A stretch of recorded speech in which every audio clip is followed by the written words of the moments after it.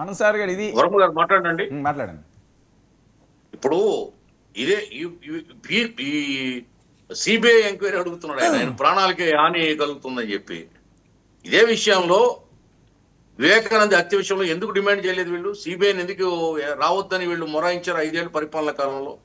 వాళ్ళు పరిపాలించినప్పుడు స్థానిక సంస్థల ఎన్నికలు మేము బహిష్కరించాం. ఎందుకంటే అక్కడ న్యాయంగా ధర్మంగా ఎన్నికలు జరగలేదు, ప్రజాస్వామ్యబద్ధంగా ఎన్నికలు జరగలేదు.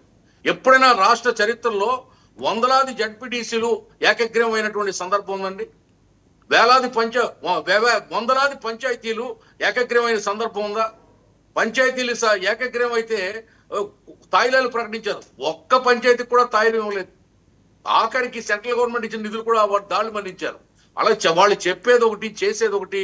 వాళ్ళ విధానమే రెచ్చగొట్టి ఇంటి మీద రాయేసి వీపొగ్గే బాపతు పార్టీ వైసీపీ పార్టీ.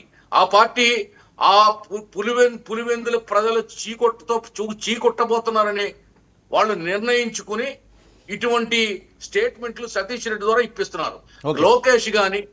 లోకేష్ గాని బీటెక్ రవి గాని అసలు వాళ్ళకి ఈయన ఒక సమస్య, ఈయన ఒక కౌంటరా? లోకేష్ గారు ఈయన మీద హత్య ప్రయత్నం చేయిస్తున్నాడా? ఏమిటది అసలు? ఈయన పరిస్థితి ఏంటి? ఈయన స్థాయి ఏంటి? లోకేష్ గారి విధానం ఏంటి? లోకేష్ గారి పరిస్థితి ఏంటి? ఆయన స్థాయి ఏంటి? ఆయన ఈయన మీద కుట్ర చేస్తున్నాడా? లోకేష్ గారికి ఏమన్నా నేర చరిత్ర ఉందా? ఎప్పుడైనా ఎవరి మీద దాడి చేయించాడా? ఆయన మీద క్రిమినల్ కేసులు ఉన్నాయా? వాళ్ళు ఆ పాదయాత్రలో పెట్టిన కేసులు తప్ప వేరే కేసులు ఏమైనా ఉన్నాయా? నేర ప్రభుత్వంలో వ్యక్తి లోకేష్ గారు. ఏమంటారు ఇట్లని? భయపడి గగ్గోలు పెట్టే విధానం తప్ప మరొకటి ఏమీ కాదు. ఈ విధానాన్ని ఆ పార్టీ మార్చుకోవాలి.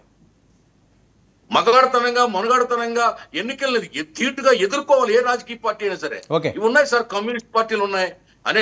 ఇప్పుడు భారతీయ జనతా పార్టీ ఉంది మన రాష్ట్రంలో, బ్రహ్మాండంగా ఎదుర్కొంటారు వాళ్ళు. సంఖ్యాబలం లేకపోయినా, ఓట్ల బలం లేకపోయినా, ఏం లేకపోయినా అనేక పార్టీలు ఉన్నాయి, ఇవాళ ఎదుర్కొంటున్నారు. పేరు నాని గారు, సతీష్ రెడ్డి గారు ఆ ప్రాంతం పేరు నాని గారు కూడా ఆవేదన వ్యక్తం చేస్తున్నారు.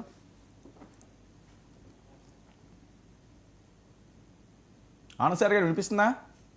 నాకు వినపట్టలేదండి. పీసీఆర్